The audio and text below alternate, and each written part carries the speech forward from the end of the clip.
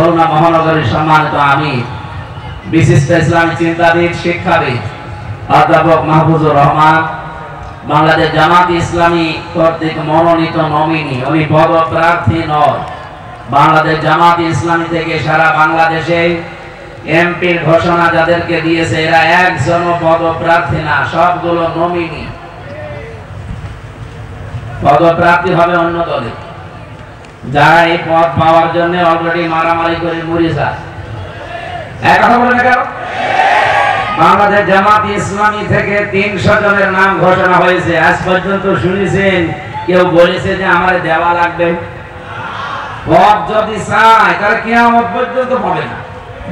পড়বেন না, জেগে থাকবেন। কারা কারা দেখি লিল্লাহি তাকবীর।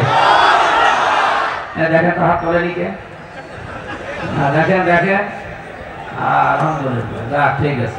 এতক্ষণ পর্যন্ত যারা এখানে আলোচনা রেখেছেন, মাওলানা নূর সাইদ জালাল, হাফেজ মাওলানা হাসিবুল্লাহ মিসবাহ, মাওলানা হুসাইন আহমেদ মাহফুজ চুয়াডাঙ্গা, দামাত বারকাতুহুল আলিয়া। গতকাল এখানে যিনি কথা বলেছিলেন আন্তর্জাতিক খ্যাতি সম্পন্ন মুফাসসিরে কোরআন শ্রদ্ধাভাজন বড় ভাই মাওলানা সাদিকুর রহমান আজহারি, মাওলানা মুফতি সেলিম রেজা, হাফেজ মাওলানা আব্দুল্লাহ মামুন, প্রধান অতিথি ছিলেন মুহাদ্দিস আব্দুল খালেক, দক্ষিণবঙ্গের প্রখ্যাত আলেম দ্বীন। আল্লাহ রাব্বুল আলামিন সবগুলো গোলামকে গোলাম হিসাবে যেন কবুল করে।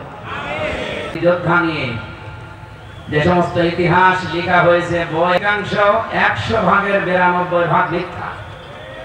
সুতরাং এতদিন জাতিকে যা খাওয়িয়েছেন শুনিয়েছেন এগুলো সব মিথ্যা, ধোঁকাবাজি, প্রতারণা ছাড়া আর কিছু না। আপনি রাগ করলেও এই সত্য কথা আমার বলা লাগবে।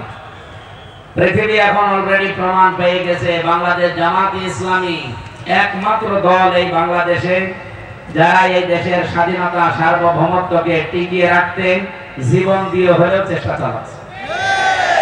বাকি যারা আছে আপনি দেখেন তো। এই জন্যে আমার মনে হয় এই মিথ্যা এবং ভাঙ্গা বাক্স এতদিন হাসিনা যেটা বাজিয়েছে এটা যেন সামনে আর কেউ না বাজায়। বাজারে আপনি কিন্তু নিজের পায়ে নিচে কোড়াল মারবেন। রাজাকারের ধোয়া তোলেন এতদিন পরে। তালিকা বানিয়েছে না মুক্তিযোদ্ধা মন্ত্রণালয় থেকে, যারা আমাদেরকে রাজাকার বলে, রাজাকারের বাচ্চা বলে, অথচ তাদের দলে রাজাকার 1040 জন। শয়তানও মনে হয় হাসে যে আমি শয়তানি আর কি করবো, এটা আমাদের বড় শয়তান। জামাত ইসলামী বাংলাদেশ রাজাকার এই কথা যারা তোলেন এতদিন মাত্র 27 জনের নাম দিয়েছেন আপনারা, তারপরও 11 জন মরে গেছে। আর বাকিগুলোর আমি যে বয়স, তারা এখন অন্তত জামাত ইসলামী বাংলাদেশের জন্য অ্যাক্টিভ না। আর আপনাদের যারা সব তো উল্টাপাল্টা। ঝাঁঝর যদি সুইকে এসে বলে যে তোমার পেছনের ফোঁটা আছে, ওর দাঁত তুলে ফেলা দরকার। ঝাঁঝরের পেছনের ফোঁটা কয়টা? বলেন বলেন। সুইয়ের পেছনের ফোঁটা কয়টা? আমরা যদি সুই হয়ে থাকে আপনারা ঝাঁঝর, এই জন্য মুখ সামলিয়ে কথা বলা দরকার। বাংলাদেশ জামাত ইসলামী নামটা বললেই কারো রাগ হলে আমার কোনো সমস্যা নেই, এটা বললে আমাদের কলিজা এখন ভরে যায়। আলহামদুলিল্লাহ। বাংলাদেশের অবস্থার দিকে তাকান। অনেকে এখন আল্লাহর গোলামীকে পছন্দ করে না, গোলাম হতে চায় অন্য কারো। বিভিন্ন জায়গায় আমরা গোলামীর পরিচয় দেখতে পাচ্ছি। আমরা যারা একামতে দিনের কর্মী আসি, আল্লাহর কসম তারা এই পৃথিবীতে কারো গোলাম না, গোলাম হচ্ছে শুধুমাত্র আল্লাহ। এমনকি আমরা রাসূলুল্লাহর গোলাম না, আমরা রাসূলুল্লাহর উম্মত। কথা বলেন। মঞ্চে যারা বসে আছেন অবশ্যই ব্যক্তিবর্গগুলো সম্মানিত, নয়তো আপনারা এখানে বসতে দিতেন না। সুতরাং এখানে যারা এসেছেন ওয়ারাফা'না লাকা যিকরা, তাদের সম্মান মর্যাদা দুনিয়া আখিরাতে আল্লাহ যেন আরো বাড়িয়ে দেন। সামনে বসা মুসলমান ভাইরা, আপনারা আজকে অনুষ্ঠানের প্রধান আকর্ষণ। আপনারা বলে তো, আপনারা যদি না আসতেন কষ্ট করে এই গরমের ভেতরে, আমির হামজা না, ওর বাবা আসলেও কেউ আসতো, কিছু হইতো। আজকে অনুষ্ঠানটা কানায় কানায় পূর্ণ করে যারা কষ্ট করে বসে আছেন পর্দার আড়ালে আছে মনে হয় মা ও বোনেরা, সম্মানিত মা এবং বোনেরা, প্রশাসনের ভাইরা যারা দায়িত্বে আছেন, শৃঙ্খলা, দল মত জাতি বর্ণ ধর্ম নির্বিশেষে আজকের অনুষ্ঠান, এটা যদিও বাংলাদেশ জামাত ইসলামীর নাম দেখতে পাচ্ছে, কিন্তু এটা সবাই মিলে আয়োজন করেছে, এটা আমার বিশ্বাস। হাদা বায়ানুল লিন্নাস, কারণ এই বায়ান সব মানুষের জন্য। মানুষ পদবাচ্চে যারা বিবেচিত আছেন তাদেরকে আজকে আমরা কোরআনে কারীম শোনাবো এবং তাদের কাছ থেকে কিছু অঙ্গীকার নিতে চাই কোরআন কেন্দ্রিক, আগামীতে যেটা কাজে লাগবে ইনশাআল্লাহ। সবাইকে নিয়ে দরবারে ইলাহিতে আমরা শুকরিয়া আদায় করছি, বলেন আলহামদুলিল্লাহ। পৃথিবীতে আল্লাহ যদি চারটা জিনিস দিতে পারে, আল্লাহ সবচাইতে বেশি আনন্দ পান, খুশি হন। জানেন এখানে কত মেয়ের বাপ বসে আছে, তারা জামাই খুঁজতে এসেছে।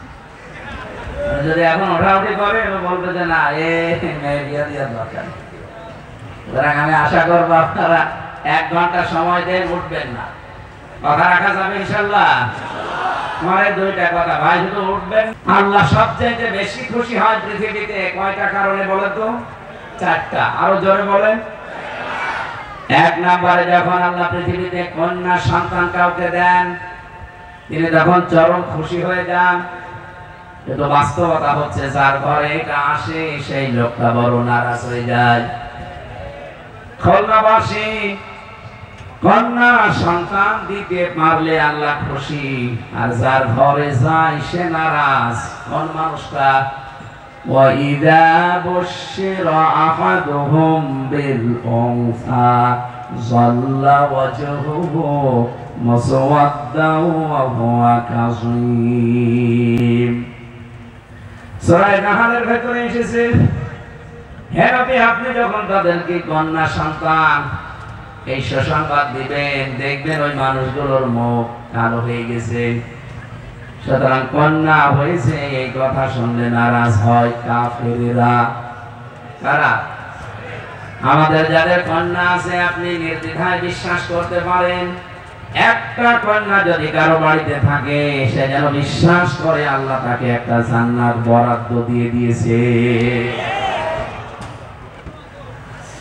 এ পর্যন্ত শুনে জনেতে দেখলাম 2 হাত তুলেছেন, এবার শোনেন বাস্তব। নবীজি বলেন কোন বাড়িতে যদি একটা কন্যা সন্তান জন্মগ্রহণ করে, সঙ্গে সঙ্গে 4 জন রহমতের ফেরেশতা ওই ঘরে প্রবেশ করে। মেয়েটার মাথায় হাত দিতে দিতে বলে এই দুর্বল দেহটা একটা দুর্বল দেহ থেকে বের হয়ে এসেছে।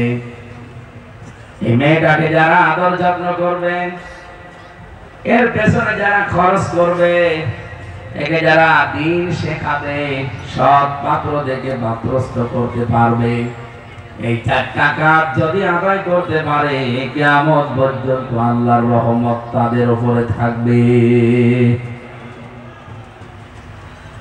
আমার ভাইরা, ফেরেশতারা নিষ্পাপ, তারা যদি কোনো দোয়া করে তাদের দোয়া কবুল হওয়ার সম্ভাবনা নেই। আরো জোরে বলেন নেই। ওনাদের দোয়ার ভেতরে 2টা বিষয় আমি লক্ষ্য করলাম। ফেরেশতারা বলেছে এই কন্যা সন্তানের উপরে যদি 4টা শর্ত কেউ আদায় করতে পারে তাহলে কিয়ামত পর্যন্ত আল্লাহর রহমত ওই মা বাবার উপরে থাকবে। আরে কন্যা হয়েছে বলে আনন্দ করবেন, এরকম কন্যা তো মসজিদে জন্ম দিয়েছিল। কি হয়েছে? কন্যা হওয়ার পরে আপনাকে কাজ করা লাগবে কয়টা? আরো জোরে বলেন। 1 নম্বরে তাকে আপনি ভালোবাসবেন, মহব্বত করবেন। বিশ্বনবী বলেন আমি বাইরে থেকে যতদিন বাড়িতে এসেছি আমার মেয়ে ফাতেমাতুজ জোহরা, উম্মে কুলসুম, রুকাইয়া, যায়নাব রিদওয়ানুল্লাহি তাআলা আলাইহিম আজমাইন, এই মানুষগুলোর জন্য আমি কিছু না নিয়ে বাড়িতে আসি নাই। এত ভালোবাসা, এত মহব্বত নবীজি মেয়েদেরকে করতেন। সুতরাং মেয়েদেরকে যারা ভালোবাসেন, মহব্বত করেন নিজের মেয়েকে, 2 নম্বরে তাকে তার পেছনে যারা খরচ করেন, তার লালন পালনের ভার যারা গ্রহণ করে, তার কফিল, তার দায়িত্বশীল অভিভাবক যারা হন, 3 নম্বরে তাকে যারা দ্বীনের শিক্ষা দেন। এই বিষয়টা আজকে খুব গুরুত্বপূর্ণ। যেহেতু সবাই ছেলে মেয়েকে মাদ্রাসা মাইনে দিতে চান না, আমরা অনেকেই কলেজ, স্কুল, বিশ্ববিদ্যালয় এগুলোতে পড়াতে চাই। সেই হিসাবে 92% মুসলমানের দেশে আমরা লক্ষ্য করলাম ডক্টর মোহাম্মদ ইউনূস 2 নবীর নাম নিয়ে উনি বসে আছে। এটা মোহাম্মদ, আরে কি করলেন আমরা জানি না। গানের শিক্ষক নিয়োগ দিয়েছেন 1 থেকে 5 পর্যন্ত প্রাইমারিতে, শরীর চর্চার শিক্ষক নিয়োগ দিয়েছেন। অথচ আপনি 1 থেকে 5 পর্যন্ত ধর্মীয় শিক্ষক, কোরআনের শিক্ষক নিয়োগ দিতে ব্যর্থ পারেন নাই। এটা যদি রেকর্ড হচ্ছে, জায়গা মতো চলে যাবে আমি জানি। বহু কিরামান কাতিবিন বিভিন্ন জায়গায় ওরা আছে, ওরা পৌঁছিয়ে দেবে। গোয়েন্দা বিভাগে যারা আছে, আপনারা তো মুসলমান, 92% মুসলমানের এই দেশে। এটা শুধু হামজার আহ্বান না, 18 কোটি মানুষের দাবি একটাই, আমরা 1 থেকে 5 পর্যন্ত একজন আলেম শিক্ষক চাই। হ্যাঁ, দাবি আছে না আমাদের? ক্যামেরা দিকে ধরেন, লিল্লাহি তাকবীর। এটা যদি ডক্টর ইউনূস সাহেবের কাছে নাও চান, আরো সে চলে গেছে। ধরেন, কিয়ামতের দিন আল্লাহ যেদিন বিচার করবে, জীবনে যদি কিছুই কবুল না হয়, এই হাত তোলার দৃশ্যটা দেখানো যাবে যে আল্লাহ, আমি তোমার কোরআনের শিক্ষার পক্ষে ছিলাম। জোরে বলেন সুবহানাল্লাহ। এটা গভীর ষড়যন্ত্র চলছে। গানের শিক্ষক, নাচের শিক্ষক আপনি নিয়োগ দিতে পারেন মুসলমানের দেশে। শরীর কিভাবে চর্চা করা লাগে, এই শিক্ষক নিয়োগ দেওয়া লাগে মুসলমানদের টাকায়। অথচ কোরআন আর হাদিস 100 মার্কের একজন শিক্ষক দরকার, এটা আজ পর্যন্ত এই দেশে হয় নাই। এমনকি আমরা দেখতে পাচ্ছি এই দেশে যত সরকারি প্রতিষ্ঠান আছে, কয়েকটা বাদ দিয়ে 100টার প্রায় 99টা প্রতিষ্ঠানে মসজিদ আছে। সেখানে ইমাম আছে, মুয়াজ্জিন আছে, খাদেম আছে। সেখানে পিয়নের বেতন 30,000, অথচ মসজিদের খতিব, ইমাম, মুয়াজ্জিনের বেতন 5,000, 6,000। এটা একটা বৈষম্য না? বলো বলো, যে বৈষম্য দূর করার জন্য এতগুলো মানুষ জীবন দিয়ে গেল, যাদের রক্তের উপর আপনারা চেয়ারে বসে আছেন। এখনো পর্যন্ত 1 বছর 1 মাস পার হয়ে গেল। এই বৈষম্য যদি এখনো দূর না হয়, কি জবাব দেবেন জাতির কাছে? আশা করছি আগামী থেকে, আমার তো যতটুকু বাস্তবতা আমি দেখতে পাচ্ছি, সারা বাংলাদেশ ঘোরাফেরা করে যে জোয়ার এবার এসেছে, এই জোয়ারে ইনশাআল্লাহ ইসলাম সংসদে চলে যাবে।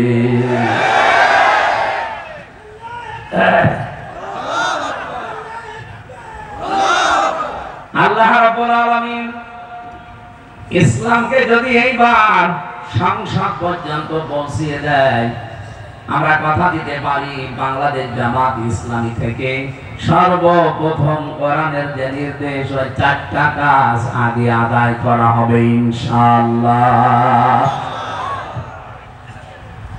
আমি যতটুকু বিশ্বাস করি, এটা যদি সত্যি কায়েম হয়, এই 4টা কাজ যদি একটা একটা করে জারি হয়ে যায়, ইমাম সাহেব, মুয়াজ্জিন সাহেব, খতিব সাহেবদের এই যে আজ বৈষম্যের শিকার বানিয়ে রেখেছেন, এটা ইনশাআল্লাহ দূর হয়ে যাবে। বাইরের দেশগুলোতে যখন ঘোরাফেরা করি, হিন্দু রাষ্ট্র, পাশের দেশ, প্রতিবেশী, এই যে কলকাতার দিকে তাকান, পশ্চিমবঙ্গের মমতা ব্যানার্জি একটা হিন্দু মহিলা, অথচ পুরা পশ্চিমবঙ্গের মসজিদের ইমাম, খতিব, মুয়াজ্জিন, খাদেম এবং ঝাড়ুদার পর্যন্ত সব রাষ্ট্র থেকে তারা বেতন দিচ্ছে সরকারিভাবে। এতদিন যারা দায়িত্বে ছিলেন কি করেছেন আমি জানি না। শহীদ আল্লামা দেলাওয়ার হোসেন সাইদি রহমতুল্লাহ আলাইহি উনি একবার চেষ্টা চালিয়েছিলেন ইমামদের জন্য, 100 জনের 51 জন না বলে তো পাস হয় না, এই জন্য আল্লাহর বান্দার কথাটা পাস হয়নি। আমরা আগামী থেকে 300 এমপির ভেতরে এবার 151 জনকে এমন ভাবে পাঠাতে চাই যারা কোরআনে কারীম বুকে নিয়ে সংসদে যাবে। এই বৈষম্য দূর করাই লাগবে ইনশাআল্লাহ, বলেন ইনশাআল্লাহ। দ্বীনের শিক্ষার জন্য খুব মারাত্মক এটা দরকার। সেই সিস্টেম আপনারা বন্ধ করে দিয়েছেন। ক্লাস 5 এ ক্লাস 8 এ আগে বৃত্তি পরীক্ষায় 100 মার্কের কোরআন হাদিস ছিল। এখানে যারা উস্তাদ আছে যে আমার বন্ধু, উনি এক জায়গায় শিক্ষকতা করেন, জিজ্ঞাসা করলে উনিও বলবে 1 থেকে 5 পর্যন্ত পড়ার পরে বৃত্তি পরীক্ষা দেয় ছেলেমেয়েরা, ক্লাস 8 এ বৃত্তি পরীক্ষা দেয়। অথচ এই 15.5 বছরে যারা দায়িত্বে ছিল, দাদাদের কথা মতো তারা এই 2টা জায়গা থেকে কোরআন হাদিসের 100 মার্ক তুলে দিয়েছিল। ওরা সরাসরি বলে না যে কোরআন হাদিসের মার্ক চলবে না, পড়া যাবে না, এমন কায়দা কৌশলে এগিয়ে যাচ্ছিল। আমার দাদা বলছিলেন এক লোক নাকি তার বউকে খুব পিটাতো। ওর বউ বলছে যেভাবে আমার পিটাও তুমি কি আমার রাখবা না, তালাক দিয়ে দিবা। স্বামী বলছে কিলের ওজন দেখে টের পাও না। তারা যা আরম্ভ করেছিল, আল্লাহ পাক যদি দয়া করে আগস্টের 5 তারিখে ওদেরকে এই ন্যাক্কারজনক অবস্থায় বিদায় না দিত, আমার মনে হয় এই দেশ যেভাবে এগিয়ে যাচ্ছিল এই 1 বছরে দেশের রসাতলে চলে যেত। অন্তত আমরা যারা এখানে আছি, আমাদের সবার এক কথা, আমরা 1 থেকে 5 পর্যন্ত ছেলেমেয়েরা যারাই পড়বে তারা যেন কোরআন হাদিস 100 মার্কের পড়তে পারে। বলেন, দিনের শিক্ষা দেওয়া লাগবে আপনার মেয়েটাকে। 4 নম্বরে তাকে সৎ পাত্র থেকে আপনি পাত্রস্থ করবেন। নবীজি বলেন এই ফেরেশতাদের দোয়ার ভেতরে 4টা শর্ত ছিল, যদি কেউ পালন করতে পারে আল্লাহর দয়া, আল্লাহর রহমত ওই মা বাবা ওই গার্জিয়ানের উপরে কতদিন থাকবে জানো? শুধু ইলা দুনিয়া পর্যন্ত না, ইলা ইয়াউমিল কিয়ামা, কিয়ামত পর্যন্ত আল্লাহর রহমত থাকবে। এই মেয়ের বাবা, এই মেয়ের মা যদি কিয়ামতে বিপদে পড়ে যায়, এই মেয়েটার কারণে মহান আল্লাহ তাদেরকে নাজাত দিয়ে দেবে। এখানে মেয়ে সাথে আছে, কোনো চিন্তা করবেন না, আল্লাহ আপনার উপরে খুশি আছে, এই জন্য এটা দিয়েছে। 2 নম্বরে আল্লাহ যদি আর একটু বেশি খুশি হয় কারো উপরে, রব্বুল আলামিন তখন তার বাড়িতে মেহমান পাঠান। আপনারা কি সুবহানাল্লাহ বললেন না নাউজুবিল্লাহ? আরে ভাই ধরুনাবাসী, আমার এই বিভাগের লোক তো অনেক বড় মনের মানুষ। আমরা অন্তত মেহমান আসলে নারাজ না, আমরা খুশি না? বলেন বলেন। আল্লাহ নিজে খুশি হচ্ছেন মেহমান পাঠিয়ে, আপনি খুশি না? মানে 3 নম্বরে আল্লাহ যদি আর একটু বেশি খুশি হয়, তখন আল্লাহ ওই মানুষটার শরীরে পরিবারের রোগ শোক দিয়ে দেয়। এখানে রোগ ব্যাধি হলে আপনি রাগ করবেন না, মনে করবেন আমার গুনাহ আল্লাহ পাক মাফ করে আমাকে নিষ্পাপ করছে। এমনকি শরীরের ভেতরে যে ফট ফট বিভিন্ন ফোঁটা ওঠে, টিপ দিলে সাদা কি যেন বের হয়, আপনি মনে করবেন যে ব্যথা অনুভব হয়, এর দ্বারা একটা পাপ মাফ হয়ে যায়। মানুষের শরীরে যদি জ্বর আসে, যে শরীর গরম হয়, এটার দ্বারা যে কষ্ট পায় মানুষ, মুমিনের এর দ্বারাও পাপ মোচন হয়। এজন্য আল্লাহ বেশি খুশি হলে তাকে রোগ এবং ব্যাধি দেয়। 4 নম্বরে রব্বুল আলামিন সর্বশেষ যখন সব চাইতে বেশি খুশি হয়ে যায় এলাকার উপরে, তখন এলাকা আল্লাহ বৃষ্টি নাজিল করে। জোরে বলেন সুবহানাল্লাহ। দুনিয়ায় কারো সাধ্য নেই বৃষ্টি দেওয়ার, এ দায়িত্ব শুধুমাত্র কার? এই যে আল্লাহ সব চাইতে বেশি খুশি হন এই 4টা কাজে, কিন্তু আমরা এই 4টা কাজে নারাজ। অথচ আল্লাহ পাক যে চারটা কাজ সবচেয়ে বেশি ঘৃণা করেন, উনি অপছন্দ করেন, নারাজ হয়ে যান আর রাগান্বিত হন, ওই চারটা কাজ আমরা পেলে আনন্দ করি। তার এক নাম্বার যৌতুক। এটা বললে আমি আবার নিজে ধরা খেয়ে যাবো, দরকার নেই। আমার বিভাগ তো এই জন্য খুব সেইটাই কথা বলা লাগছে। আমার নিজের বিভাগে যদি যৌতুক মুক্ত না হয়, বাংলার অন্যান্য বিভাগে গিয়ে আমি মুখ তুলে কথা বলবো কোন মুখ নিয়ে? আশা করছি আমার এই জেলা থেকে, আমার এই বিভাগ, প্রান্তীয় বিভাগ, আমার এই খুলনা থেকে এটা আরম্ভ হওয়া লাগবে। এই বিভাগে কোনো যৌতুক থাকবে না ইনশাআল্লাহ।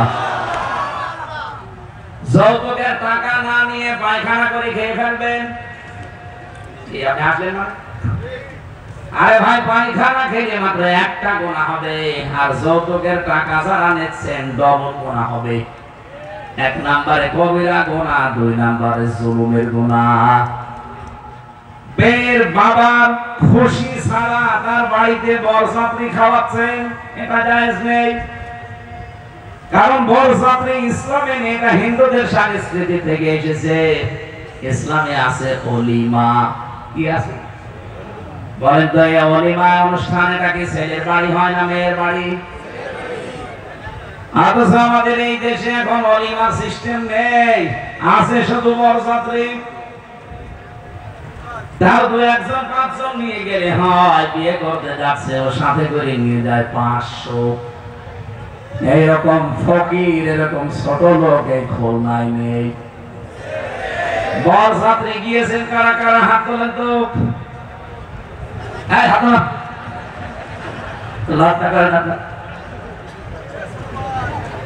মেয়ের বাড়িতে যেভাবে ফকিরের মতো আজকে থেকে তওবা করে, জীবনে কোনোদিন বরযাত্রী দাওয়াত পেলে যাব না। কি হাত তোলা তো দেখি, কারা যাবেন না বরযাত্রীতে? আমি বারবার এমনি বলছি না, আমার ছেলে নেই, আমার 3টা মেয়ে, আমার বিয়ে দিয়ে লাগবে না। তারপর হাদিস যেহেতু, এটা আমরা মেনে চলার চেষ্টা করি। আগামীতে বরযাত্রী না ওলিমা? আরো জোরে বলেন, ওলিমা না বরযাত্রী? কোন বরযাত্রী সিস্টেম থাকবে না ইনশাআল্লাহ। এই বিভাগ থেকে এই সংস্কার আমরা আরম্ভ করতে চাই। বিশেষ করে যারা বিয়ে করবেন, বর এবং বরের বাবা যারা আছেন, যদি যৌতুকের টাকা নেন, আমার মনে হয় সামাজিক ভাবে বয়কট করা দরকার। ঠিক বলছেন না? নিজে নিয়ে বসে আছে, কাজটা বন্ধ হওয়া দরকার কিনা বলেন তো? দরিদ্র মহিলা ছিল আমাদের মাথার উপরে, অথচ এই কাজটা তারা আজ পর্যন্ত বন্ধ করতে পারে না।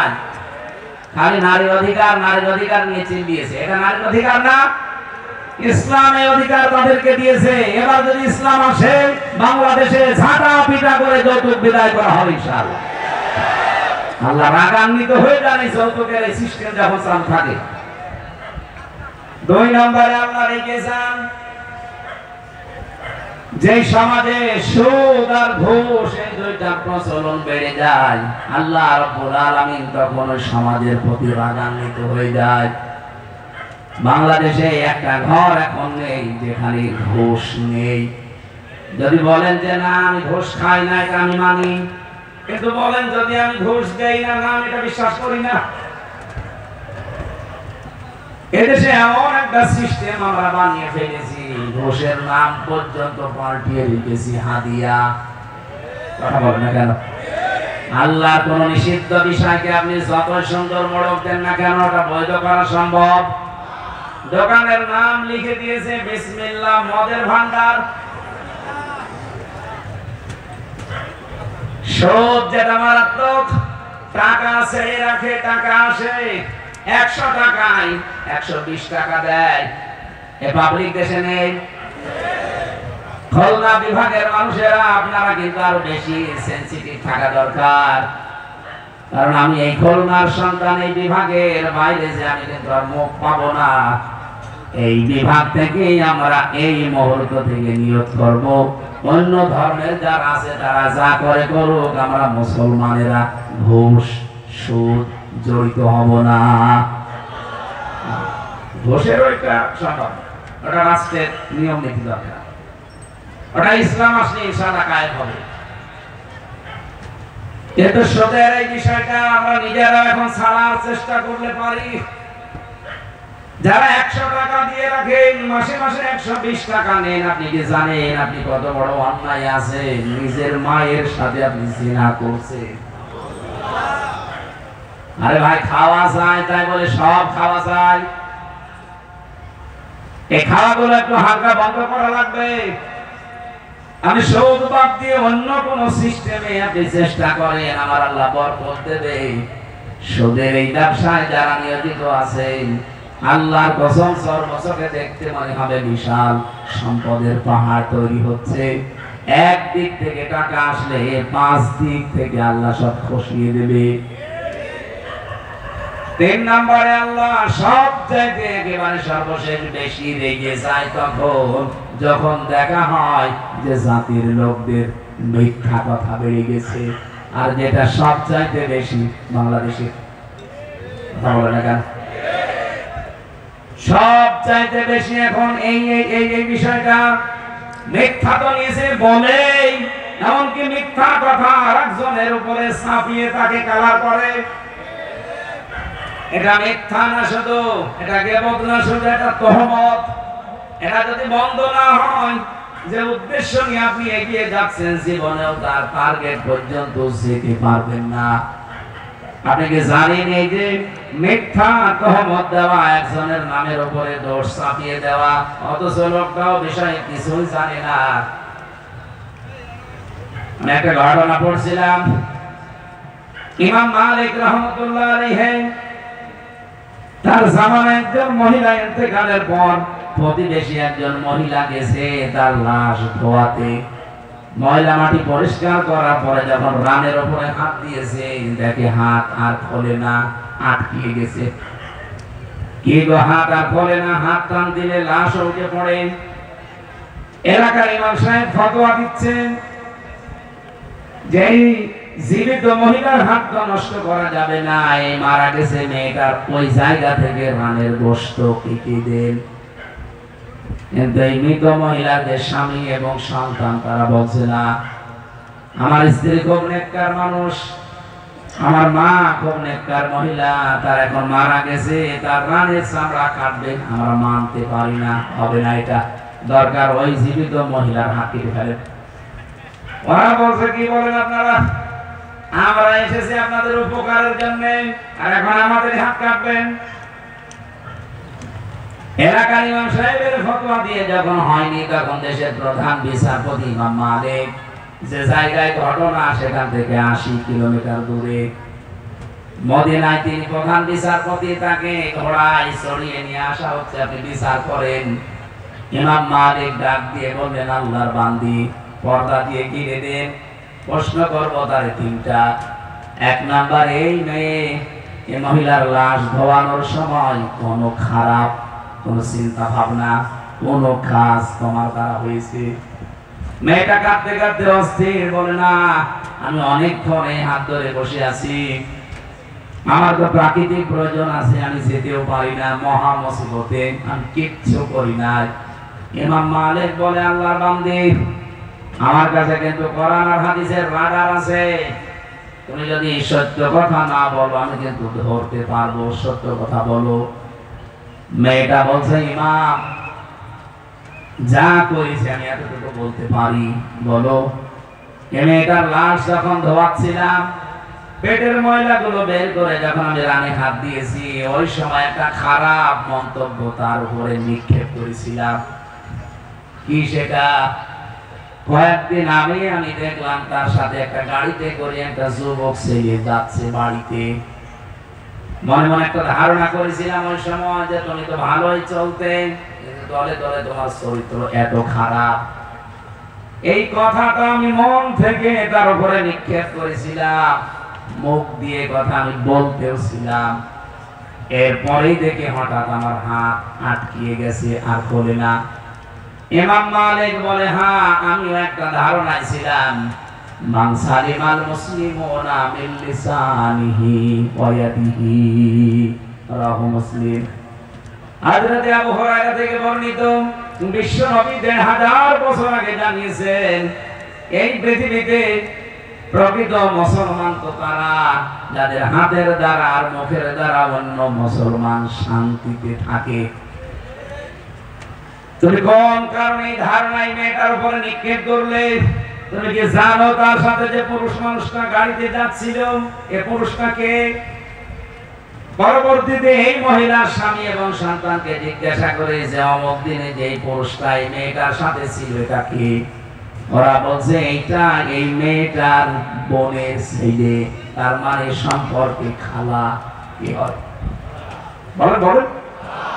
একজন পুরুষের যে ১৪ জন মহিলার সাথে দেখা করা যায় যাচ্ছে, কথা বলা যায় যাচ্ছে যাদের সাথে, তার ভেতরে আপন খালা নেই? এখানে যারা পুরুষ আছেন আপনি মহিলাদের সাথে কথা বলতে পারবেন, দেখা করতে পারবেন, কিন্তু ১৪ জন এর বাইরে যদি আপনি কারোর সাথে দুনিয়ায় কথা বলেন, আপনি যদি কাবার ইমামও হয়ে থাকেন, পর্দা রক্ষা করা লাগবে। কিন্তু ওই ১৪ জন পুরুষের সাথে আপনার পর্দা করা দরকার নেই। তার ভেতরে ১ নম্বরে বাবা, এরপরে ছেলে, এরপরে বোনের ছেলে। এই যে এটা আবার আপন বোনের ছেলে হওয়া লাগবে, নাম ডাকা খালা হবে না। বহু মানুষ আছে রিকশায়, দেখে ২ জন মহিলা রিকশায় উঠতেছে, একটা মুরব্বী একটা যুবতী, মনে মনে করে এটা হয়তো খালার মেয়ে হবে, কিছুই পরিচয় নিজে বলে খালা ভালো আছে। এটাকে খালা বলা উদ্দেশ্য নাকি খালার মেয়ে টার্গেট? আপনি খালা বললে এটা আপন খালার সাথে পর্দা রক্ষা করা লাগে না, তার সাথে কথা বলা যায়, দেখা করা যায়। নাম ডাকা খালা, চাচা তো খালা, মামা তো খালা, এগুলো বাদ। অথচ বাংলাদেশে আপন খালার সাথে সম্পর্ক ঠিক নেই। কোথায়? যশোরে ধর্ম খালা পাঠিয়েছে, বছরে ১৪ বার যাচ্ছে।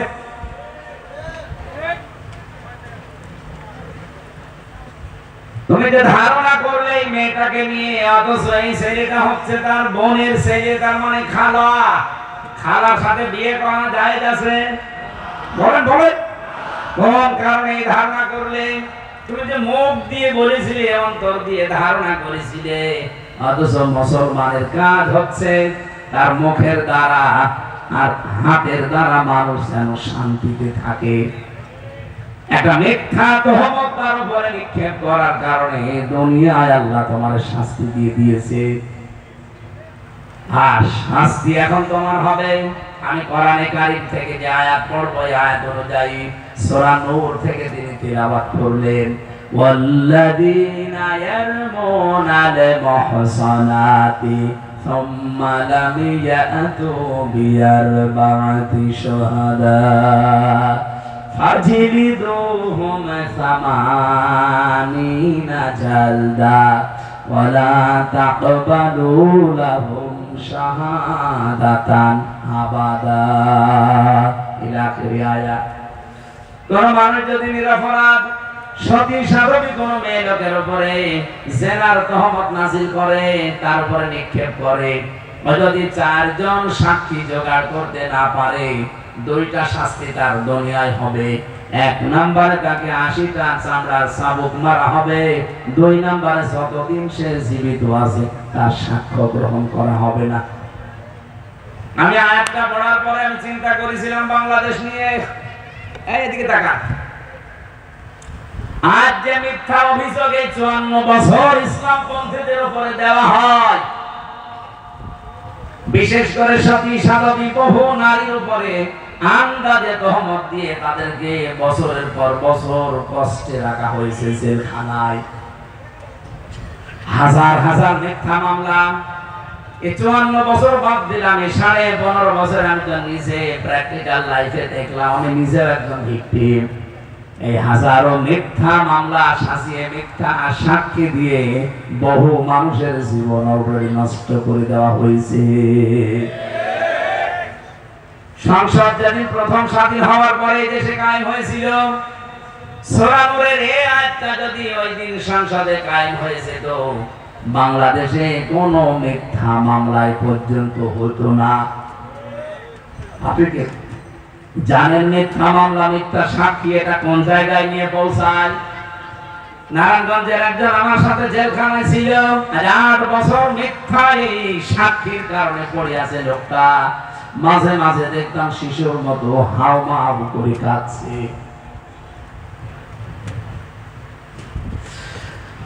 বাংলাদেশের মুসলমানেরা কান খাড়া করে শোনেন, এটা শুধু খুলনার জন্য বলছি না, সারা বাংলাদেশের জন্য। আগামীতে ইসলাম যদি চায় সত্যি, মিথ্যা মামলা, মিথ্যা সাক্ষী চিরতরে বঙ্গোপসাগরে ঝাঁটা মেরে বিদায় করা হবে। আমরা তো চাই যারা মামলার আয়ু, আমার মামলার আয়ু ছিল আপনার এই খুলনা ফুলতলার আল্লাহর ওলি আমার রিমান্ডে যেভাবে কষ্ট দিয়েছে, আমি কিয়ামত পর্যন্ত হায়াত পেলেও বলবো না। আমার মাথার চুল থেকে পায়ের তালু পর্যন্ত 1 ইঞ্চি জায়গা বাকি নেই যেখানে ওরা টর্চার করে নাই। শরীরটা ভেঙে গেছে, আমি স্বাভাবিক এখন হতে পারি না শুধু রিমান্ডে অত্যাচারের কারণে। অথচ পোড়া ডাহা মিথ্যা জিনিস ওরা নিজেরাও জানতো। কারণটা টেলিভিশনে যারা দায়িত্বে ছিল গোপালগঞ্জের এই যার সন্তানগুলো, আসাদুজ্জামান, মনিরুল ইসলাম, আব্দুল মান্নান, আর আপনাদের খুলনায় বাড়ি শেখ ইমরান, ফুলতলায় বাড়ি। বাকি চিটাগাংয়ের আতিকুর রহমান ভূঁইয়া, জাহিদ হোসেন, এরকম 12 জন আমার রিমান্ডে যেভাবে অত্যাচার করেছে মিথ্যা জিনিসের উপরে ভর করে, ওরা নিজেরা এসে বলতো ওই মাটির নিচের ঘরে যে আপনার কোনো দোষ নেই, আমরা জানি। তাদের জানেন তো আমরা ছাড়েন না কেন? না কিছু দেওয়ার আর এখানে আসবেন নিজে যেহেতু প্র্যাকটিক্যাল দেখেছি, এই জন্য আয়াতটা আমি এখানে সেট করলাম। এই মিথ্যা মামলা এবং মিথ্যা সাক্ষী যদি বাংলাদেশ থেকে বন্ধ করা যায়, আমার যতটুকু বাস্তবতায় জ্ঞান আমি দেখেছি, হাজারো মানুষ এই দেশে নিরাপদে চলতে পারবে। এখনো যারা আতঙ্কে আছেন যে মিথ্যা মামলা আমরাও খাই কিনা, মিথ্যা সাক্ষী আমাদের বিরুদ্ধেও জোগাড় হয় কিনা, বাঁচতে যদি চান আগামীতে ইসলামকে সংসদে পাঠান, নয়তো আবার কারা করে পড়বেন। আমরা 15 বছর পড়েছিলাম, আপনিও পড়বেন। অন্য ধর্মের যারা আছে তারা আতঙ্কে থাকেন। আপনাদের হাতে পায়ে ধরে বলছি, এখনো বোঝার চেষ্টা করেন, ইসলাম ছাড়া নিরাপত্তা দেওয়ার অধিকার এই পৃথিবীতে কারো নেই। বহু মানুষ গলাবাজি করেছে, যাদের প্রেসক্রিপশন অনুযায়ী বহু মানুষ লাফিয়েছে, কিচ্ছু হয় নাই। ইসলামকে আপনি 5 বছর লাগবে না, 2 বছরের জন্য একটু এনে দেন, এই দেশে কোন সাপ কোন জায়গায় দেওয়া লাগবে ইসলাম ভালো করে জানে। এবার একটু এনে দেওয়া যাবে না? ইসলাম এবার সংসদে যাক, কারা চান দেখি। লিল্লাহে তাকবীর, লিল্লাহে তাকবীর।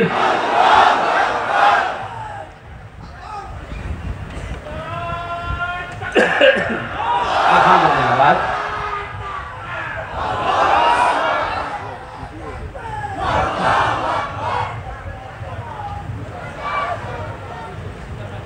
আমার মনে বড় আশা, আমি আল্লাহর ওলিকে দেখতে চাই, কিন্তু পাচ্ছি না। কোথায় সে আছে আল্লাহর ওলি? আমার রিমান্ডে চেয়ারে বসিয়ে হাত এভাবে বেঁধে, পায়ের সাথে বেঁধে। আমার আগে একজনকে নিয়ে যাচ্ছিল, ওনার বাড়ি চট্টগ্রামে, ছাত্র দলের ছেলেটা নিয়ে গেল, ভালো ছেলে। আসার সময় দেখি ওরা দেখতে আসছে, হাতের এই নখ দিয়ে রক্ত পড়ছে। বললাম কি হয়েছে ভাই? মাটির নিচে তো কোনো আওয়াজও বাইরে যায় না।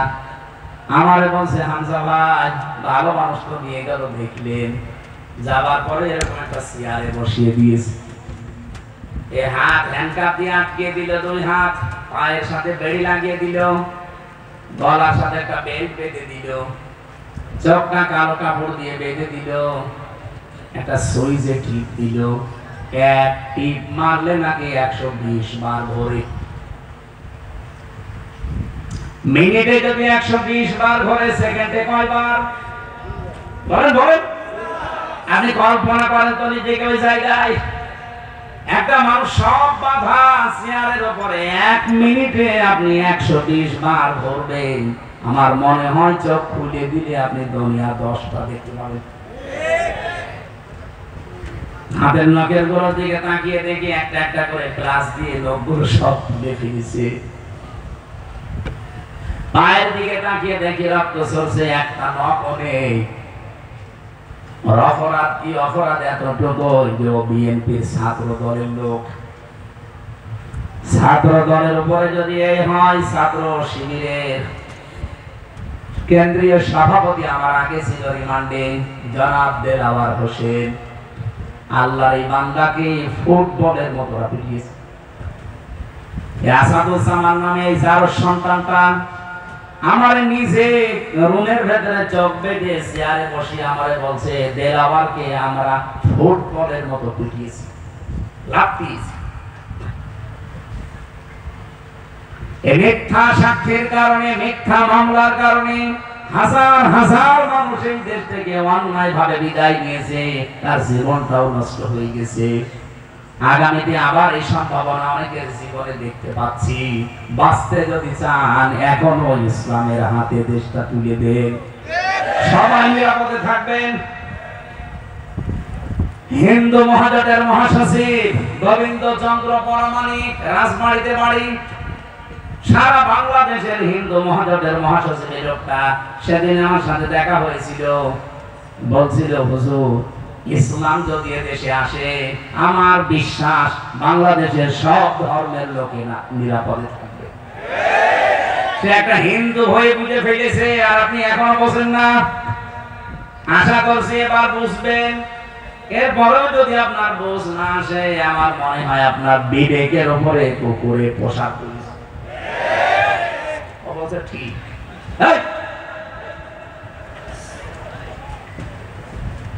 বিবেক কবে জাগ্রত হবে আপনার?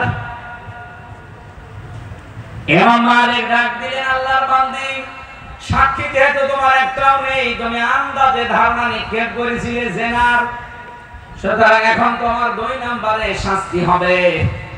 তোমার সাক্ষী জীবনে আর কোনোদিন গ্রহণ করা হবে না।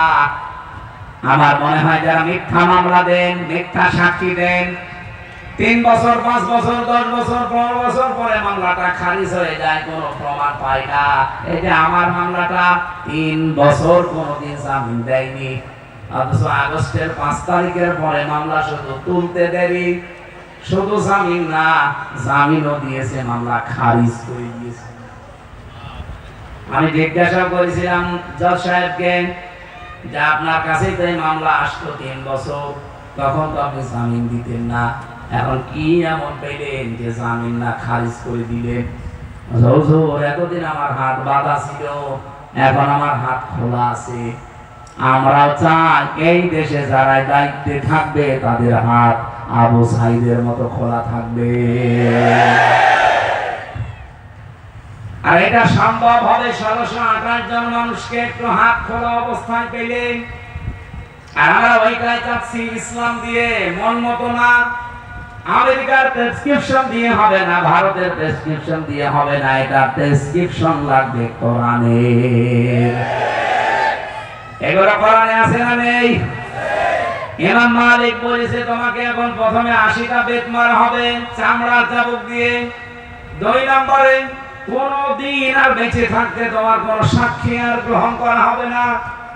এখানে যাদের মামলা খারিজ হয়ে যায়, প্রমাণ হয় না, অথচ মাঝখানে তার জীবন থেকে 2-5 বছর 7-10 বছর কেটে যায় জেলখানায়, যে নিরপরাধ একজন মানুষ। যারাই মিথ্যা মামলা দিয়েছে, ওই মামলার আয়ু থেকে সাক্ষী পর্যন্ত প্রত্যেককেই শাস্তির আওতায় আনা দরকার। হ্যাঁ, কথা বলুন। এটার নামে বিচার ছিল।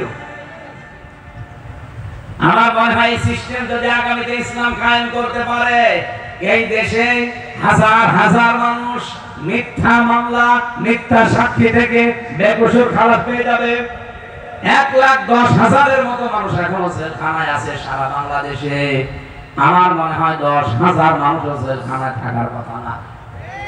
আমার সাথে যারা ছিল 100 জনের প্রায় 70 জন নিরপরাধ। আমি তো হিসাব করে দেখতাম, বিশেষ করে বিডিআর যারা এরা 100 জনের 98 জন নিরপরাধ, 2-1 জনের অপরাধ থাকতে পারে ওটা স্বতন্ত্র, বাকিগুলো সব এই দাদাদের চক্রান্ত। আমার খুলনাবাসী ইমাম মালিক বললেন, জাল্লাদ চামড়া চাবুক নিয়ে একটা একটা করে 80টা মহিলার পিঠের উপরে বেত লাগাও। 79টা হয়ে গেছে কিন্তু হাত খোলে না। জাল্লাদ এসে বলে, হুজুর আর একটা বাকি আছে কিন্তু হাত খোলে না। ইমাম মালিক বললেন, কোরআন আমি 100 ভাগ বিশ্বাস করি, এটা কোনদিন মিথ্যা হবার না। তোমার একটা যখন বাকি আছে এবার আনন্দ আছে না, তুমি বিসমিল্লাহ বলে বাকি চাবুকটা নিক্ষেপ করো। আর বিসমিল্লাহির রহমানির রহিম বলার পরে তিনি আঘাত করলেন, সঙ্গে সঙ্গে হাত চট করে খুলে গেছে। আমি তার জীবনী পড়তে গিয়ে এটা পেয়েছি, পৃথিবীতে কোন পাপের শাস্তি যদি হয়ে যায়, কিয়ামতের দিন আল্লাহ ওই পাপের জন্য ডবল করে আর বিচার করে না। এই জন্যই 54 বছরে যে পাপের শাস্তিগুলো অনেকেই নিজে ইচ্ছা করে অপরাধ করেছেন, পাপ করেছেন, তাদের শাস্তিও এই জমিনে হওয়া দরকার। আমার তো 100 ভাগ বিশ্বাস এই 54 বছরের ভেতরে, এর আগের ইতিহাস বাদ দেন, কারণ ওই সময় আমাদের জন্ম হয়নি। আমার জন্মে দেখা এই 24, কথা বলেন না, আমি তো 71 দেখিনি, আমি তো 47 দেখিনি, আমি তো 52 দেখিনি, আমি 24 দেখেছি। সুতরাং এই 24-এর অপরাধীরা একটা যেন ছাড় না পায়।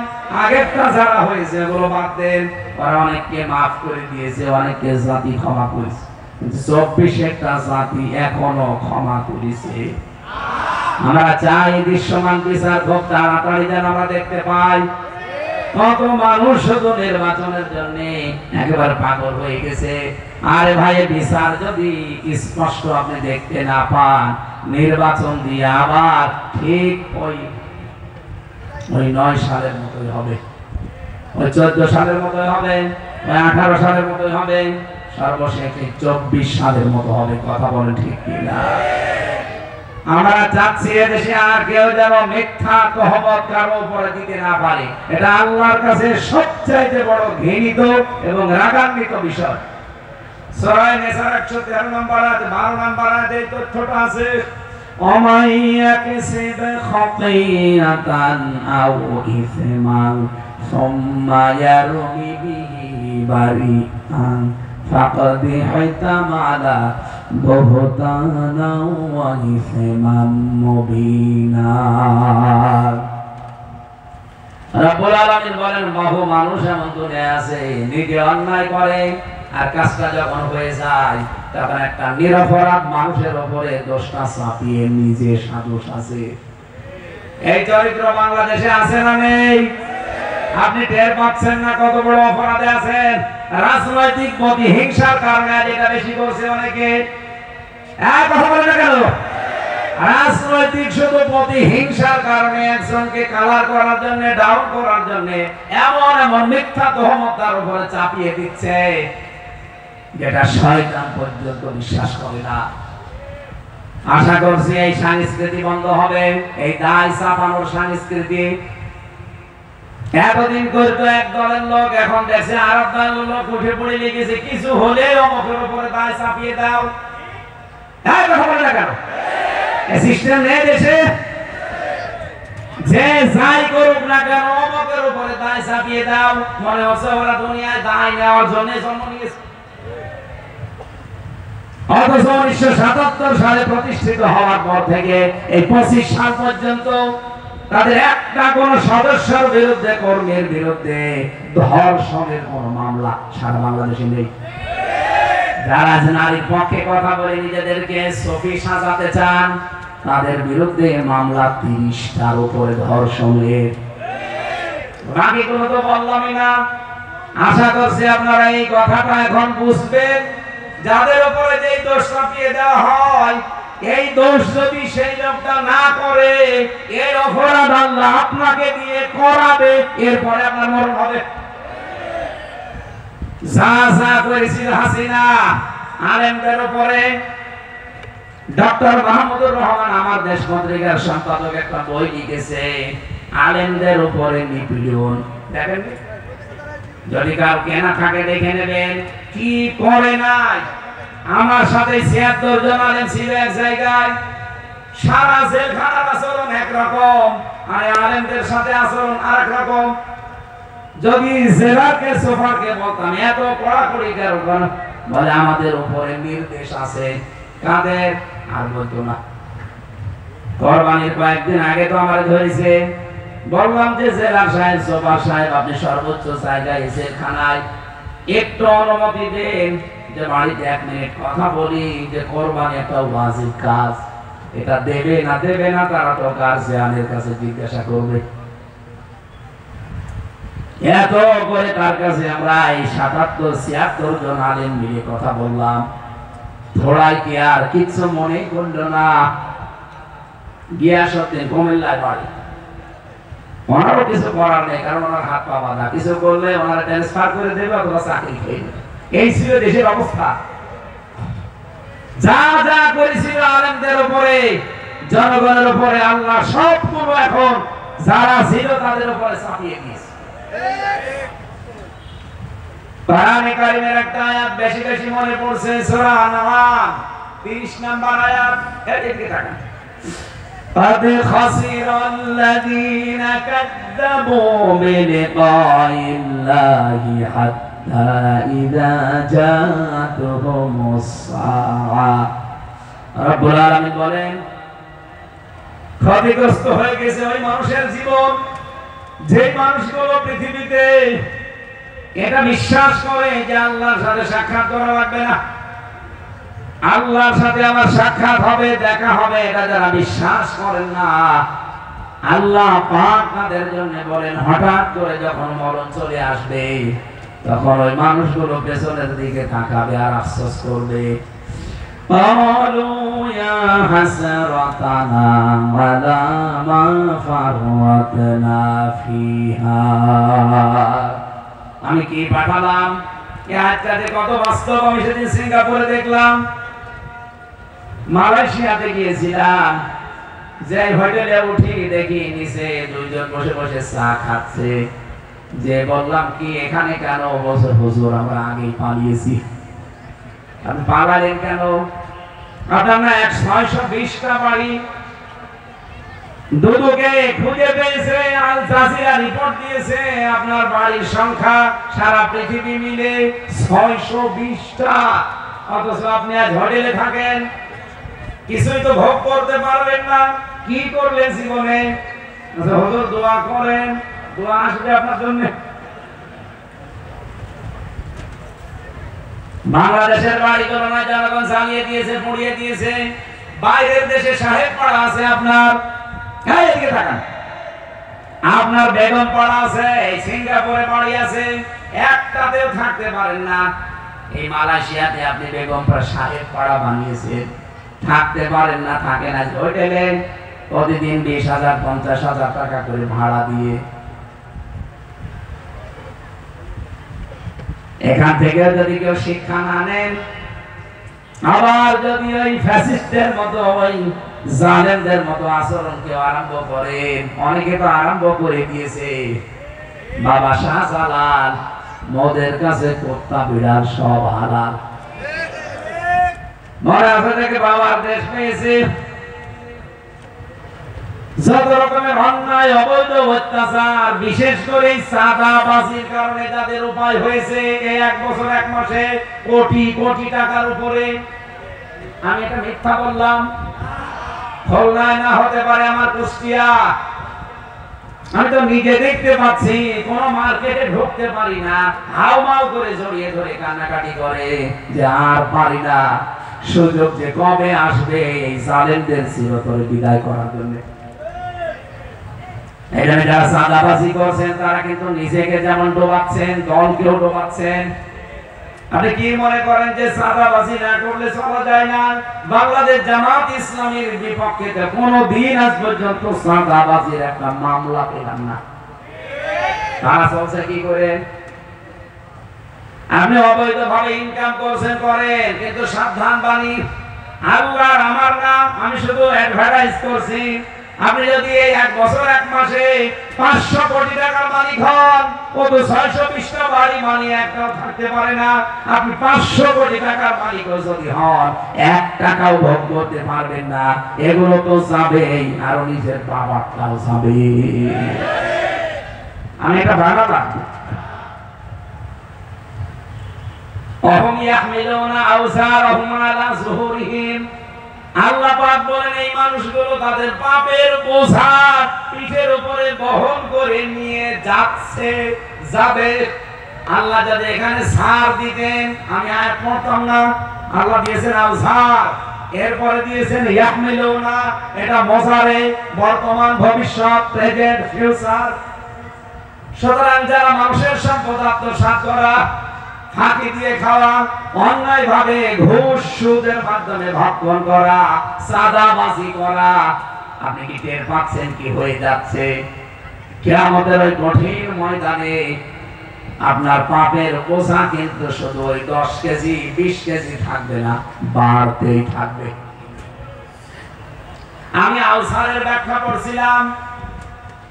মুফাসসির সাইয়্যিদ কুতুব রাহমাতুল্লাহ আলাইহি ফি সিরাজিল কোরআনে লিখেছেন, এই দুনিয়ার ময়দানে কেউ যদি 50 বছর হায়াত পেয়ে 50 মণ গুনাহ করে মরে যায়, কিয়ামতে তার মাথার উপরে, পিঠের উপরে 50 মণ গুনাহ আল্লাহ চাপিয়ে দেবে, তার বিচার শেষ।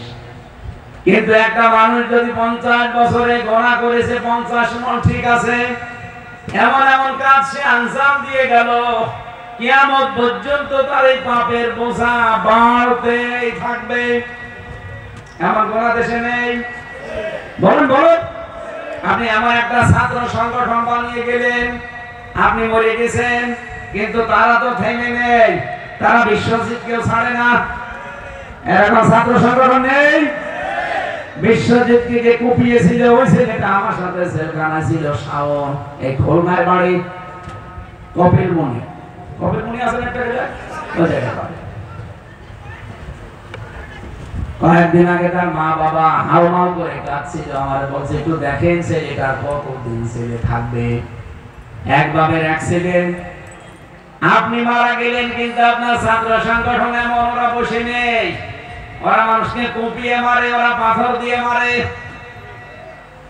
আপনি মরে গেছেন 50 মণ গোনা নিয়ে, আপনার এই দলীয় লোকজন যতদিন দুনিয়ায় টিকে থাকবে, ওরা যত অপরাধ করবে, ফেরাক্সিলোড হয়ে আপনার আমলনামায় যেতেই থাকবে। গোনা ছিল 50 মণ, কিয়ামত আসতে আসতে গোনার পাল্লা হবে 500 মণ। এই কথা বলেন। এরকম জীবন বাংলাদেশে কারণে এতটুকু বলে আল্লাহ শেষ করেন। পরে তার মারাত্মক আল্লাহ পাক বলেন,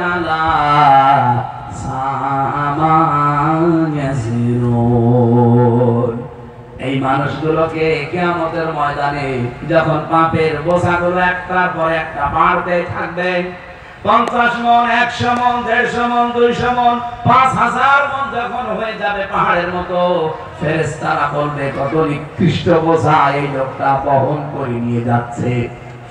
ও বাংলাদেশের রাজনৈতিক নেতারা, নিজেরা তো অপরাধ করছেন, এমনকি মানুষ দিয়ে যারা অপরাধ করাচ্ছেন, একটু বিবেকের কাছে প্রশ্ন করেন, আপনার গোনা 500 মণ ছিল, কিয়ামতের দিন যদি 50,000 মণ হয়ে যায়, ফেরেশতারা যদি দেখে বলে কত নিকৃষ্ট বোঝা এই নেতা বহন করে নিয়ে যাচ্ছে, ও লজ্জা রাখবেন কোথায়? আশা করছি আপনার বিবেকের উপর একটা ধাক্কা দেবে আয়াতটা। বাড়িতে যে সূরা আনানের 30 নম্বর আয়াত একটু ব্যাখ্যা সহ পড়েন, দেখবেন আপনি পরিবর্তন হতে পারবেন। কোরআন যদি আপনার পরিবর্তন আনতে না পারে, আপনি বিশ্বাস করতে পারেন আপনার কপালে আর হেদায়েত নেই। কথা বলে ঠিক কিনা? সুতরাং আল্লাহ যে 4টা কাজে সবচেয়ে বেশি রাজি, আর যে 4টা কাজে সবচেয়ে বেশি নারাজ, আল্লাহ আমাদেরকে এখান থেকে মাহফুজ রাখেন, বলেন আমিন। যেহেতু রবিউল আউয়াল মাস, এই কেন্দ্রিক একটা আয়াত পড়েছি, তাফসীর আকারে কথা বলতে চাচ্ছি। সূরা আনামের 50-51 নম্বর আয়াত। রব্বুল আলামিন বলেন আমাদের দেশের জন্য এটা এত জরুরি, আমি বিশ্বের যতগুলো দেশে গেছি, শুধু বাংলাদেশ আর ভারত, এই দুইটা দেশে এই আয়াতটা আমার মনে হয় 100% কার্যকর। আন্দাজে নবীর উপরে এমন এমন জিনিস চাপিয়ে তাকে আমরা আল্লাহর উপরে তুলে ফেলি। বিশেষ করে যে রবিউল আউয়ালে আমরা ঈদে মিলাদুন নবী বানিয়েছি, ঈদ মুসলমানদের জন্য দুইটা, একটা ঈদুল ফিতর, ঈদুল আযহা, এর বাইরে মুসলমানের কোনো ঈদ নেই। কথা বলেন না কেন? সুতরাং ঈদে মিলাদুন নবী এই খুলনা বিভাগে পালন হয়েছে কিনা আমি জানি না, যদি হয় আগামী বছর থেকে আর হবে না ইনশাআল্লাহ, কারণ এটা সুস্পষ্ট বেদাত। আপনি কোথায় পেয়েছেন ভণ্ডামি? ঈদে মিলাদুন নবী নামে কোন ঈদ এই পৃথিবীতে আল্লাহর পক্ষ থেকে এসেছে? বলেন বলেন। আপনি আনন্দ করেন, রাসূল যেই দিন জন্ম নিয়েছিলেন তার শুকরিয়া আদায় করার জন্য ওই দিন উনি রোজা রাখতেন। আপনি রোজা রাখেন? আমি 63 দিন ব্যাপী কি আরম্ভ করেছি ঈদে মিলাদুন নবীর নামে, অথচ মিলাদ নামে যেটা আমাদের দেশে আছে এইটাও যদি আমরা হালকা মানতাম। আমি তো 27টা শিক্ষা পেয়েছি, একটা শিক্ষাও বাংলাদেশের মানুষ নেয় না। সিরাত ইবনে হিশাম থেকে বলছি, বিশ্ব নবীকে আমরা যেগুলো যেগুলো বলতে চাই, আল্লাহ বলেন নবী আপনি বলেন ওগুলো একটা আমি না। উল্লা আকুলু লাকুম ইনদি খাযাইনুল্লাহ, নবী আপনি বলেন আমি এই কথা বলি না যে আল্লাহর ধন ভান্ডার আমার কাছে আছে। ওয়ালা আলামুল গায়বা, আমি এই কথাও বলি না যে আমি গায়েব জানি। ওয়ালা আকুলু লাকুম ইন্নী মালাক, আমি এই কথাও বলি না যে আমি ফেরেশতা। আমি কি বলি? ইনাত্তাবিউ ইল্লা মা ইউহা ইলাইয়া, আমার প্রতি যেটা নাযিল হয় ওইটা শুধু আমি অনুসরণ করি। কুল হাল ইয়াস্তাবিল আ'মা ওয়াল বাসীর, যারা চক্ষুষ্মান যারা অন্ধ এরা কি সমান? আফালা তাতাফাক্কারুন, এর পরেও কি চিন্তা করবা না? কি বলছে বলেন বলেন, কি মারাত্মক কথা! আফালা তাতাফাক্কারুন, আল্লাহ আফসোস করছেন, এর পরেও কি তোমাদের চিন্তা আসবে না? ওয়ানদির বিহিল্লাযিনা ইয়াখাফুনা আইয়ুহশারু ইলা রাব্বিহিম, হে নবী এই কোরআন দিয়ে যে মানুষগুলো আল্লাহর সামনে হাসর করা লাগবে এই ভয় করে তাদেরকে সতর্ক করেন। মিন দুনিহি ওয়ালিয়্যুন ওয়ালা শাফি'্, কিয়ামতের ময়দানে আল্লাহ পাক ছাড়া কোনো অভিভাবক কোনো সুপারিশকারী কারো পক্ষে থাকবে না, এটা যেন মানুষ সতর্ক হয়। আফালা ইয়াত্তাকুন, এর পরেও কি তারা সতর্ক হবে? আশা করছি তারা সতর্ক হবে।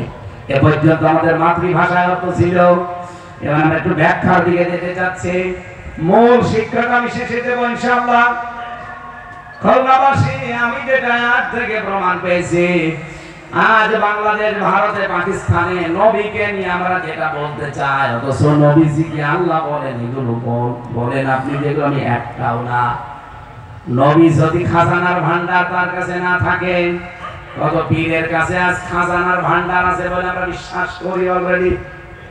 কথা বলেন, কেউ ফেরে না খালি হাতে, খাজারে তো দরবারেতে।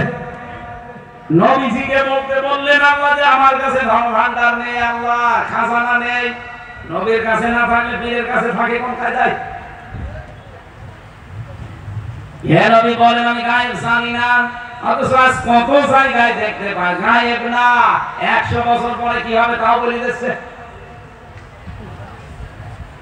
হে নবী আপনি বলেন আমি কিন্তু ফেরেশতাও না, আমি তোমাদের মতো মানুষ, অথচ সেখানে আজ আমরা নবীকে ফেরেশতাদের উপরে তুলে ফেলেছি।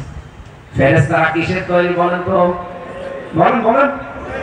অনেকেই নবীকে নূরের তৈরি বানিয়ে মাটির তৈরি এ কথা বলতে নারাজ, অথচ কোরআনে কারীম জানিয়েছে কুলিন্নামা আনা বাশারুম মিসলুকুম, নবী আপনি বলেন আমি তোমাদের মতো মানুষ। এই যে ইন্নার পরে যদি মা আসে, আলেম যারা আছে জিজ্ঞাসা করেন বাংলা অর্থ দাঁড়ায় একমাত্র, কেবলমাত্র, শুধুমাত্র। আল্লাহ পাক বলেন নবী আপনি বলেন আমি কিন্তু শুধুমাত্র তোমাদের মতো মানুষ।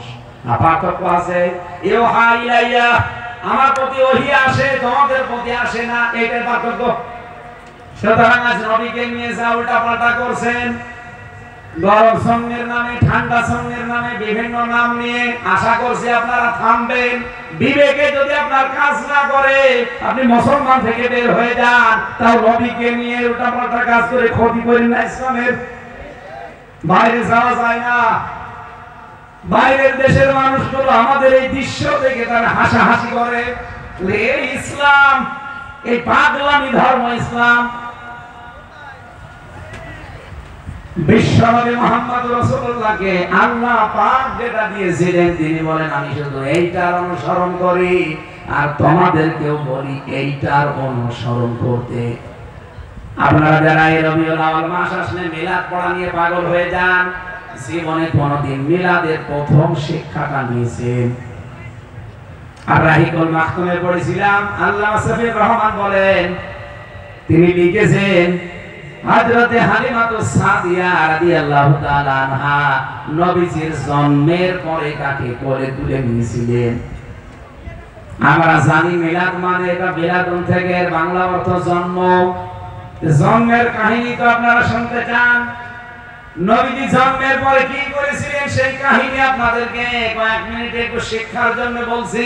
উনি প্রথমে নিজের মায়ের স্তনের দুধ পান করেছিলেন আমিনার, 2 নম্বরে পান করেছিলেন উম্মে আইমান এই দাসীর, 3 নম্বরে যার দুধ পান করলেন তিনি হযরতে হালিমা। হযরতে হালিমা তখন মুশরিকা, তিনি বলেন আমার ডান স্তনটাকে পান করতে দিলাম, মুহাম্মদ পান করেছে, বাম স্তনে মুখ লাগালাম, তিনি মুখ বের করে নিলেন। একবার, 2 বার, 3 বার মুখ বের করে নিলেন। জোর করে লাগাতে গেলে আমার চোখের দিকে তাকিয়ে ইশারা দেয়, মা হালিমা জোর করেন কেন? আমি ডান স্তন পান করেছি, এটা আমার অধিকার ছিল, হক ছিল। বাম স্তন এটা আমার অধিকার না, আমার দুধ ভাই অধিকার আব্দুল্লাহ। আপনার তো আরেকটা ছেলে আছে না, আপনি জোর করেন কেন? দুনিয়ায় আমি ভাইয়ের হক নষ্ট করার জন্য আসি নাই, এসেছি ভাইয়ের হক ফিরিয়ে দেওয়ার জন্য। খুলনাবাসী এই রবিউল আউয়ালে জন্ম নিয়ে যেই নবী মায়ের কোলে বসে ভাইয়ের হক নষ্ট করে না, ফিরিয়ে দেয়, সেই রবিউল আউয়াল এসেছে। অথচ আমরা তার উম্মত। দিন যত যায়, যত বড় হয়, আমরা ভাইয়ের হক নষ্ট করার শ্রম হয়। কি মিলাদ পড়েন আপনি? মিলাদের এরকম 27টা শিক্ষা পেয়েছি, একটাও নেয় না, শুধু আন্দাজে মিলাদ পড়ে, ইয়া নবী, এগুলো বাদ দেওয়া লাগবে। আমি সতর্ক করছি আপনাদেরকে কোরআন দিয়ে, ওয়ানবির বিহিল্লাযিনা, কেন এখাফুনা আইয়াহশারু ইলা রাব্বিহিম, কারণ আপনারা সবাই আল্লাহর সামনে দাঁড়াবেন এই ভয় করেন না, করেন না?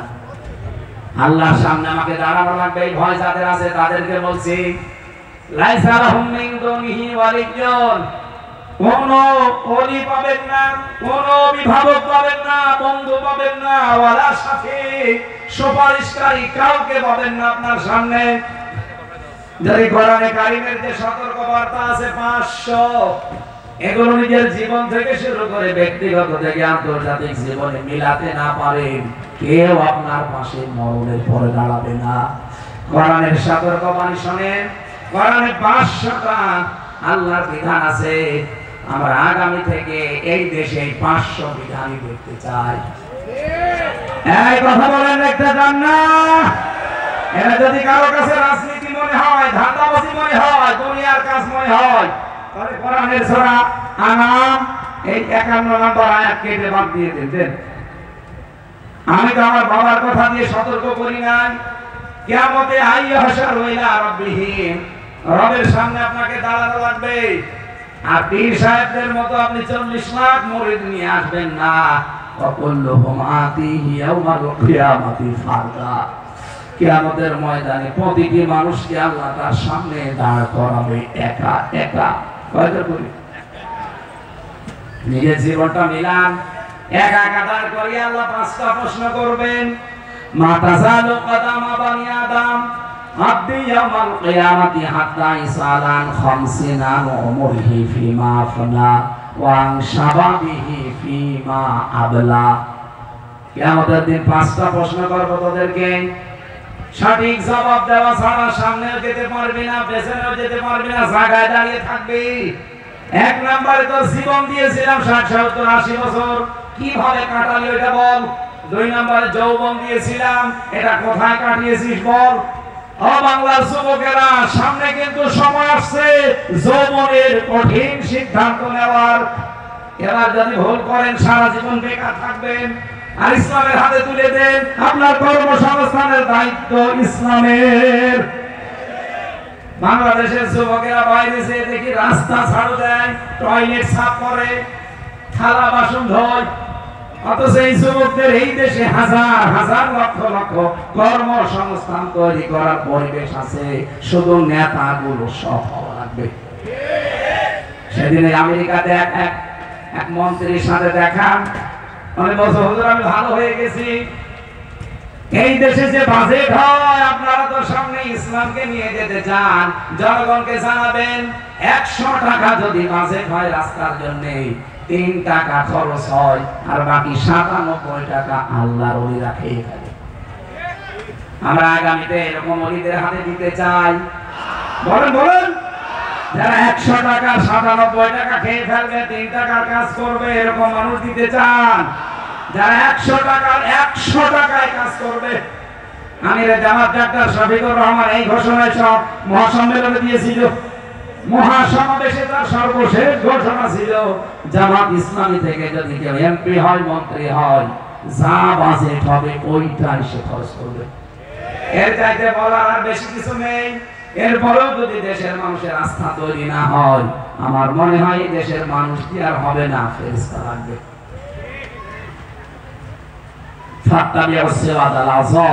ইবনে মাসউদ থেকে বর্ণিত, নবীজি বলেন, যাদের দ্বারা ইসলাম কায়েম হওয়ার সম্ভাবনা দ্রুত, তোমাদেরকে আদেশ দিলাম সেই দলকে সাপোর্ট করবা, পেছনে থাকবা, ইত্তেবা করবা। বাংলাদেশে যত দল কাজ করছে, আমার পর্যবেক্ষণ, আমার অবজারভেশন এটা, বাংলাদেশে ইসলাম তাড়াতাড়ি কায়েম করতে পারে এই মুহূর্তে বাংলাদেশ জামাত ইসলাম। আপনি দেখেন ইউনিয়নের মেম্বার থেকে একেবারে আন্তর্জাতিক পর্যায় পর্যন্ত প্রত্যেকটা জায়গায় তাদের সৎ এবং যোগ্য লোক ঠিক করা আছে। অন্য কোন দলের হাতে দিলে এই পরিমাণে আপনি পাবেন না, তাদের লোক নেই। এই কথা বললেন না কেন? এটাকে আমার কাছে রাজনীতি মনে হচ্ছে? এই হাদিস ফাক্কা ব্যবস্থা আযম, যাদের দ্বারা দ্রুত ইসলাম কায়েম হওয়া সম্ভব, এই উম্মতদেরকে আমি আদেশ দিলাম তাদের পেছনে থাকবা। এই আদেশকে আমি মানলাম। নবীর কথা আমি অ্যাডভার্টাইজ করেছি, কোরআন দিয়ে সতর্কবার্তা এখানে 500টা ছিল। সকাল থেকে আমার প্রোগ্রাম আবার 11:30 পার হয়ে গেছে, আর কথা বলা ঠিক হবে না। আজকে যতটুকু বলেছি এতটুকু আমল করার তৌফিক কামনা করছি। আল্লাহুম্মা আমিন। লা ইলাহা ইল্লা আনতা সুবহানাক ইন্নী কুনতু মিনাজ জালিমিন।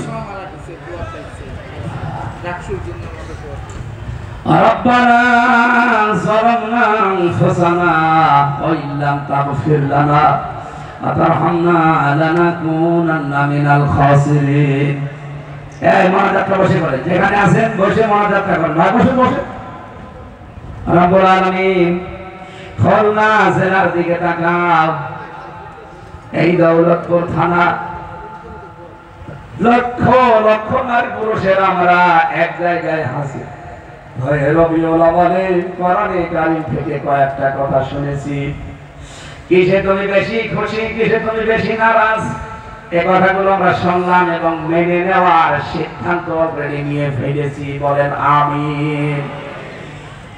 আল্লাহ তাআলা যতটুকু বলেছি আমি মন থেকে বলেছি, ইখলাস নিয়ে বলেছি, সততার সাথে বলেছি। আমাকে সহ প্রত্যেককেই মেনে চলার তৌফিক দাও রব্বুল আলামিন। এই মাহফিলের আয়োজন করতে গিয়ে এত বড় বিশাল আয়োজনে যারা শ্রম দিল, কত যুবক এই মাহফিলের জন্য 1 মাস ধরে পরিশ্রম করছে। আজকে এক যুবক স্বেচ্ছাসেবক তার মাকে অলরেডি হারিয়ে ফেলেছে আজকের এই দিনে। আল্লাহ তাআলা এই মাহফিল চলাকালীন তোমার বান্দি তোমার হাতে ধরা দিয়েছে। ওই মায়ের পেটে যে স্বেচ্ছাসেবক জন্ম নিল, যারা কোরআনের খেদমত করে, এই ছেলেটার ওসিলায় মাকে মাফ করে দাও। আজকের এই বিশাল 2 দিনের আলোচনার সওয়াব তুমি নবীজির রওজায় পৌঁছিয়ে দাও। মাটির নিচে যারা ঘুমিয়ে আছে আল্লাহ এদেরকে মাফ করে দাও। রব্বুল আলামিন আমি সহ যারা অসুস্থ আছি আমাদেরকে শেফায়ে কামেলা আজেলা নসিব করো। 3টা বছর জালেমের এই জিন্দাখানায় এমন কোন টর্চার নেই যারা আমার এই শরীরের উপরে করে নাই। আমার শরীরটা নষ্ট করে দিয়েছে। আল্লাহ দোয়া করি এই হাজার হাজার লক্ষাধিক মানুষ নিয়ে আগের যে অবস্থায় ছিলাম সেই 20 সালের দিকে রব্বুল আলামিন মেহেরবানি করে আমার ওই শরীর ওই কণ্ঠ তুমি আবার আমাকে ভিক্ষা দাও। তোমার কোরআনের কথাগুলো নবীর হাদিসের কথাগুলো সহজ সরল ভাষায় তোমার বান্দা বান্দীদের শোনাতে পারি। ওই শরীর ওই কণ্ঠ তুমি আবার ফিরিয়ে দাও। এই খুলনা আমার বিভাগ আল্লাহ তাআলা এই বিভাগের মাটির নিচে যারা ঘুমিয়ে আছে এদেরকে তুমি জান্নাত দান করো আল্লাহ। এই বিশাল আয়োজনে যারা শ্রম দিল আমার কামরুল গাজী ভাই দোয়া চেয়েছে, মোশাররফ ভাই দোয়া চেয়েছে, আজকের মাহফিলের সম্মানিত সভাপতি আল্লাহ তাআলা বিশিষ্ট সমাজসেবক তোমার এই গরম দোয়া চেয়েছে, মেহেরবানি করে তাকে কবুল করো। প্রধান অতিথি আজকে অসুস্থ মাহফুজুর রহমান ভাইকে তুমি সুস্থতা দান করো। বহু মায়েরা বোনেরা মেয়েরা আছে এমন রোগ দিয়েছো মানুষের কাছে বলা যায় না। রব্বুল আলামিন কোরআনের ওসিলায় আমাদেরকে শেফায়ে কামেলা আজেলা নসিব করো। কখন কার কাছে আজরাইল চলে আসে জানি না। মরতে আমাদের কোনো ভয় নেই, মরতে আমাদের কোনো আফসোস নেই, কিন্তু কোরআন দিয়ে 56,000 বর্গ মাইল চলছে এটা দেখে আমরা মরতে চাই। এবার দয়া করে একবারের জন্য কোরআন কারীমকে তুমি বাংলার সংসদে একটু বসিয়ে দাও। আমি বাইরের দেশগুলোতে দেখেছি সেখানে শান্তি কি রকম, তাও তারা ইসলাম 100 ভাগ মানে না। 100 ভাগ ইসলাম মানলে কি শান্তি পাওয়া যায়? আল্লাহ সেই দৃশ্যটা জন্মচোখে দেখার মতো সুযোগ করে দাও। সাইফুদ্দৌলের ছোট বোন দীর্ঘদিন ক্যান্সারে আক্রান্ত। আল্লাহ তোমার এই বান্দির যদি হায়াত থাকে শেফায়ে কামেলা আজেলা করে দাও। যদি হায়াত না থাকে তোমার ইলমে জানা থাকে ঈমানের সাথে তুলে নাও, কষ্ট দিও না আল্লাহ। যত স্বেচ্ছাসেবক কাজ করেছে এদেরকে যে মা পেটে নিয়েছে মায়ের পেট গুলো খাদিজার মতো বানিয়ে দাও। আল্লাহুম্মা গফিরলি ওয়ারহামনি ওয়াহদিনি ওয়াফিনি ওয়ারযুকনি ইয়া রাব্বাল আলামিন। আল্লাহুম্মা ইন্না নাজআলুকা ফি নুহুরিহিম ওয়া নাউযু বিকা মিন শুরুরিহিম। আগামীকাল ঢাকা বিশ্ববিদ্যালয়ে ছাত্রছাত্রীদের নির্বাচন আছে, ডাকছো আল্লাহ যাদের দ্বারা মানবতার কাজ হবে, ইসলামের কাজ হবে তাদেরকে তুমি বিজয়ী করে দিও আল্লাহ। বারাকাল্লাহু লানা ওয়া লাকুম ফিল কোরআনিল আযীম। মরণ যখনই আসবে শেষ কথা যেন বলতে পারি লা ইলাহা ইল্লাল্লাহু মুহাম্মাদুর রাসূলুল্লাহ।